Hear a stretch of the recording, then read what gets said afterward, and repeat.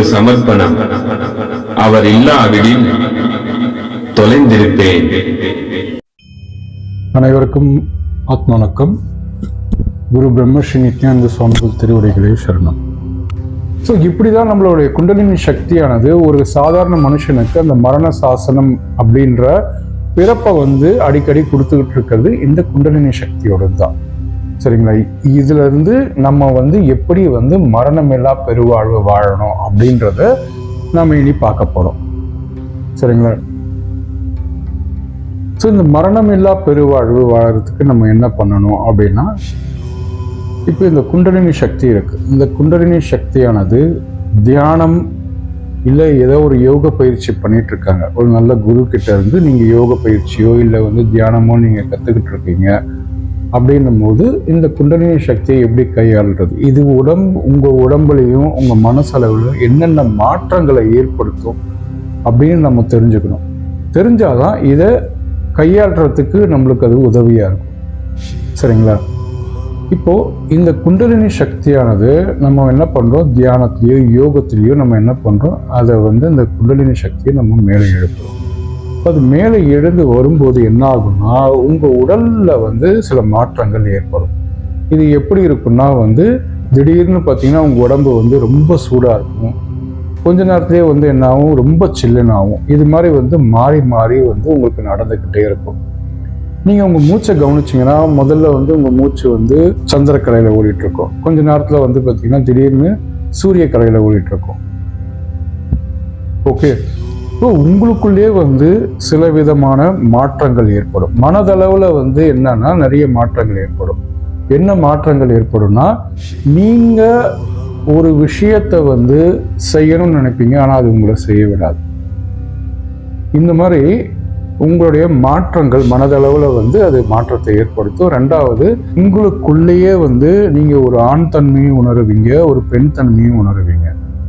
சரிங்களா? உங்களுக்குள்ளேயே இது நடக்கும். உங்களுக்குள்ளேயே ஒரு பேச்சுன்றது பேசிக்கிட்டே இருக்கும். நீங்க கேட்குற கேள்விகளுக்கு எல்லாத்துக்கும் அது விடைகள் கொடுக்குற மாதிரியே இருக்கும். ஆனா அது எல்லாமே தற்காலிகமா நடக்கிறது தான். உங்களுக்கு ஏதோ ஒரு காண கிடைக்கக்கூடாத காட்சிகள் எல்லாமே நிறைய காட்சிகள் வரும். இது எல்லாமே தற்காலிகமா நடக்கிறது தான். இது ஞானம் கிடையாது. இது நம்ம என்ன பண்ணுவோம், இந்த ஞானம் நினைச்சிட்டு நம்மளுக்கு என்ன, நம்ம கேட்குற கேள்விகளுக்கு எல்லாமே நம்மளுக்கு விடைகள் கிடைக்குது, அப்போ நம்ம ஞானம் அடைஞ்சிட்டோம் அப்படின்ற எண்ணத்துக்கு நீங்க போயிட்டீங்கன்னா, அப்போ என்ன ஆகும், அது உங்களுக்கு ஆணவத்தை அதிகமாக கொடுக்கும். உங்களால இந்த குண்டலினி சக்தியை கட்டுப்படுத்த முடியாது. அதனோட கட்டுப்பாட்டில் தான் நீங்க இருப்பீங்க. இது மேலே எழும்பும் போது உங்களுக்கு சித்துக்கள் நிறைய வாய்க்கப்பெறும். இந்த சித்துக்களோட நீங்க நின்னுட்டீங்கன்னா, நீங்க அதுக்கு மேல ஆன்ம முன்னேற்றம் அடைய முடியாது. இதுல நம்ம என்ன பண்ணணும்னா, இந்த சித்துக்களா இருக்கட்டும், இல்ல இந்த ஞானமா இருக்கட்டும், இந்த தற்காலிகமா கிடைக்கிற ஞானமா இருக்கட்டும், இல்ல தற்காலிகமா கிடைக்கிற காட்சிகளா இருக்கட்டும், எதையுமே நீங்க மனசுல உள்வாங்கிக்காதீங்க. இது எல்லாத்தையுமே நீங்க ஒரு பார்வையாளனா இருந்து எப்படி பார்க்கணுமோ அப்படி நீங்க பாருங்க. அப்போதான் என்ன நடக்கும்னா, உங்களுக்குள்ள அந்த ஆன்ம முன்னேற்றன்றது வெகு விரைவில் நடந்து முடிக்கும். இல்லைன்னா என்ன நடக்கும்னா, நம்மளுக்கும் அந்த மனப்பிழற்சின்றது ஏற்பட செய்யும். நீங்க அந்த குண்டலினி சக்தியோட கட்டுப்பாட்டில் போயிட்டீங்கன்னா, அப்போ அது சொல்ற இயக்கங்கள் தான் நம்ம செய்ய வேண்டியதா இருக்கும். நிறைய பேர் என்ன பண்ணுவாங்கன்னா, இந்த உடல்ல ஏதோ ஒரு பகுதியை அடிக்கடி அவங்க பண்ணிக்கிட்டே இருப்பாங்க. இப்போ கையை சுத்துறதோ இல்லை தலையை சுத்துறதோ, இது மாதிரி என்ன பண்ணுவாங்கன்னா அடிக்கடி பண்ணிக்கிட்டே இருப்பாங்க. கேட்டா தெரியலப்பா, இது நான் பண்றது இல்லை, யாரும் எனக்கு பண்றாங்க, எனக்கு இந்த மாதிரி காட்சி தெரியுது, அந்த மாதிரி காட்சி தெரியுது. இது என்னன்னா, இது எல்லாருக்குமே நடக்க வேண்டிய விஷயங்கள் தான். ஆனா சில பேர் என்ன பண்றாங்கன்னா, இதுதான் எனக்கு ஞானம், இதுதான் எனக்கு ஆன்ம முன்னேற்றம் அப்படின்னு சொல்லிட்டு அதுல என்ன பண்ணுவாங்க, அதுல நின்றுவாங்க. இப்ப இந்த குண்டலின் சக்தியானது இது ஏன் இந்த மாதிரி பண்ணுதான், உங்க உடம்புல இருக்கிற இந்த 72,000 நாடிகளையும் அது சுத்தப்படுத்தும். இது ஒரு தூய்மை செய்யற ஒரு பணியை தான் இந்த குண்டலினி சக்தி முதல்ல நம்மளுக்கு பண்ணும். ஸோ மனதளவிலையும் உடல் அளவிலையும் நாம ஆன்ம முன்னேற்றத்துக்கு, அந்த இறைவனை அடையறதுக்கு அந்த குண்டலினி சக்தியானது முதல்ல நம்ம மனதையும் நம்மளுடைய உடலையும் அது முதல்ல தூய்மைப்படுத்தும். இப்போ இந்த 72,000 நாடிகள்ல எங்கெங்கெல்லாம் உங்களுக்கு வந்து இந்த அடைப்பு இருக்கு இல்லை பிரச்சனைகள் இருக்கோ அது எல்லாத்தையும் என்ன பண்ணும், இந்த குண்டலினி போய் சரி செய்யும். அந்த உணர்வுகளை நீங்க வந்து ப்ராக்டிக்கலாகவே உணர முடியும். அது எங்க இருக்கு, என்ன மாதிரி பண்ணுது, உங்க உடம்புலயே வந்து விதவிதமான சத்தங்கள் கேட்கும். இப்போ ஒரு வெடி வெடிச்சா எப்படி சத்தம் கேட்குமோ அந்த மாதிரி வந்து உங்க மண்டைக்குள்ளையோ இல்லை வந்து கையிலையோ இல்லை ஷோல்டர்லையோ இந்த மாதிரி எங்கெங்கெல்லாம் நம்மளுக்கு அந்த அடைப்பு இருக்கோ அந்த இடத்துல போய் இந்த குண்டலினி வந்து அந்த அடைப்பை ரிலீஸ் செய்யும் போது என்ன நடக்கும்னா இந்த சத்தங்கள் வந்து கேட்டுக்கிட்டே நம்மளுக்கு இருக்கும். இது எல்லாமே நடக்கும். இப்போ இந்த அப்போ என்ன பண்ணுவாங்க, இப்போ இது வந்து ஒரு காலத்துல வந்து நம்மளுக்கு நின்று தான் ஆகும். இது உங்களோட வினை பயனையும் உங்களுடைய ஆன்ம முன்னேற்றத்தையும் நீங்க செய்யற அந்த பயிற்சியும் பொறுத்து இது வந்து எவ்வளவு நாள்ல முடியும் இல்லை எவ்வளவு வருஷங்கள்ல முடியும்ன்றது உங்க கையில தான் இருக்கு. இந்த குண்டலினி சக்தியை யாராலையுமே வந்து எழுப்ப முடியாது. அந்த தனிப்பட்ட நபர் முயற்சியும் பயிற்சியினால மட்டும்தான் இந்த குண்டலினி சக்தியை மேலெழுப்ப முடியுமே தவிர வேற யாராலையுமே மேலெழுப்ப முடியாது. ஞானிகள் சித்தர்கள் மட்டும் இதுக்கு விதிவிலக்கு. அவங்க ஒரு பார்வை பார்த்தாலே போதும் நம்மளுடைய குண்டலினி சக்தியானது தன்னால மேல எழுப்பிடும். மற்ற யாராலையுமே வந்து இந்த குண்டலினி சக்தியை வந்து அவங்களோட சொந்த முயற்சி மூலமா தான் இந்த குண்டலினி சக்தியை மேல் எழுப்ப முடியும்.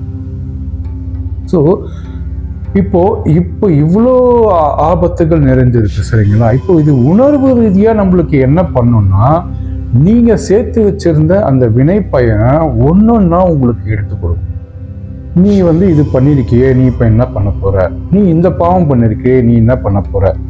அதாவது ஒருத்தர் மரணம் அடைஞ்சதுக்கு அப்புறம் என்ன நடக்குதோ அதை வந்து நாம என்ன பண்றோம், விழிப்புணர்வு நிலையிலே வந்து நாம வந்து அதை அனுபவிக்கிறோம். அதுக்கு தான் வந்து நாம இந்த தியானம் பண்றோம். இப்போ இந்த தியானமோ யோக பயிற்சியோ நம்ம பண்ணும்போது அப்போ நம்மளுக்கு அந்த விழிப்புணர்வு நிலையில இருக்கிறதுக்கு நம்மளுக்கு எது உணர்வு தான் நம்மளுடைய மூச்சு.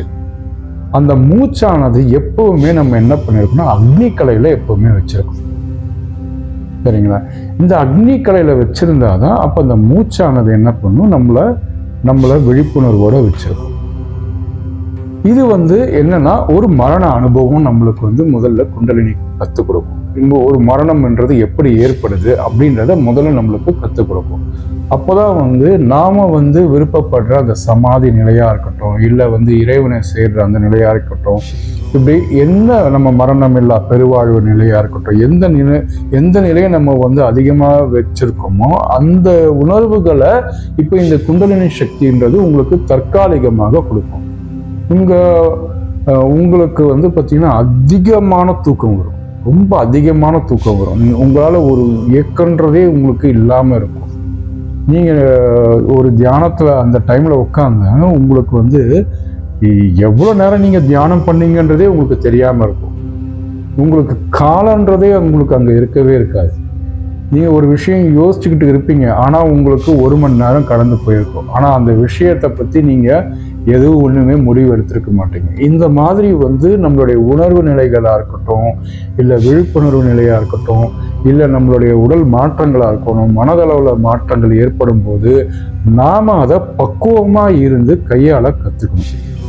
இப்போ இதுக்கு வந்து முதல் படி வந்து நம்ம என்ன பண்ணணும்னா, நம்ம குரு கிட்ட, உங்க குரு யாரோ அந்த குரு கிட்ட முதல்ல நீங்க எனக்கு இந்த மாதிரி தோணுதுன்னு சொல்லிட்டு நீங்க தெரியப்படுத்தணும். அப்போ அந்த குரு வந்து உங்களுக்கு என்ன கற்றுக் கொடுப்பாருன்னா, சரணாகதி எப்படி பண்ணணும், இறைவனிடமோ இல்லை வந்து உங்க சூட்சம குருவிடமோ எப்படி நீங்க வந்து சரணாகதி அடையணும் அப்படின்ற சூட்சமத்தை அவரு வந்து உணர்ந்திருந்தாருன்னா அவரு உங்களுக்கு கற்றுக் கொடுப்பாரு. இப்ப இந்த சரணாகதி அடையும் போது என்ன ஆகும், நீங்க இத்தனை வருஷமா சேர்த்து வச்சிருந்த அந்த பற்று, அந்த ஆசைகள், இது எல்லாத்தையுமே நீங்க திறந்துடுவீங்க. நீங்க இதை திறக்கும் போது என்ன ஆகும்னா, நீங்க திரும்பி ஒரு பிறப்பே எடுத்தா மாதிரி உங்களுக்கு ஒரு உணர்வு ஏற்படும். இப்ப இந்த பிறப்புன்றது எப்படி இருக்குன்னா, இப்ப பிறந்த ஒரு குழந்தை எப்படி இருக்குமோ, என் குருவுக்கு சமர்ப்பணம், அவர் இல்லாவிடில் தொலைந்திருப்பேன்.